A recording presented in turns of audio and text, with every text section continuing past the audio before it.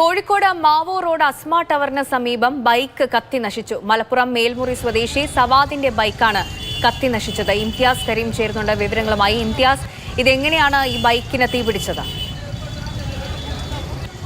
സന്ധ്യ, ഇന്ന് വൈകിട്ടാണ് ഇങ്ങനെയൊരു സംഭവം കോഴിക്കോട് മാവൂർ റോഡിൽ ഉണ്ടാവുന്നത്. അസ്മ ടവറിന് സമീപം അവിടെ ഒരുപാട് ബൈക്കുകളൊക്കെ നിർത്തിയിട്ട ഒരു സ്ഥലം കൂടിയാണിത്. ആ ബൈക്കിന്, ഇരുചക്ര വാഹനത്തിന്റെ ടാങ്കിന് ചെറിയ രീതിയിൽ ചോർച്ചയുണ്ടായിരുന്നു എന്ന് പറയുന്നു.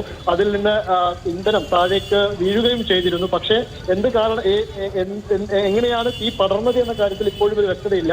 ഇന്ധനത്തിലേക്ക് മറ്റെന്തോ തീപ്പൊരി എന്തോ എത്തിയപ്പോഴുണ്ടായ അപകടമാണ്. എന്തായാലും ബൈക്ക് പൂർണ്ണമായും കത്തി നശിച്ചിട്ടുണ്ട്.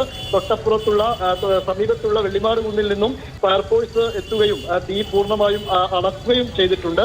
മലപ്പുറം സ്വദേശി സവാദിന്റെ ബൈക്കാണ് ഈ തരത്തിൽ കത്തി നശിച്ചതും ഒരു തരത്തിലും ആർക്കും ആളപായം സംഭവിച്ചിട്ടുമില്ല. സന്ധ്യ, ശരി, ആളപായമൊന്നും സംഭവിച്ചിട്ടില്ല. ബൈക്കിന്റെ ടാങ്കിൽ നിന്ന് പെട്രോൾ ചോർന്നാണ് ഇത്തരത്തിലൊരു തീപിടുത്തമുണ്ടായത്. മലപ്പുറം സ്വദേശിയുടെ ബൈക്കാണ് കത്തി നശിച്ചത്. ഇംതിയാസ് കരീമാണ് വിവരങ്ങൾ നൽകിയത്.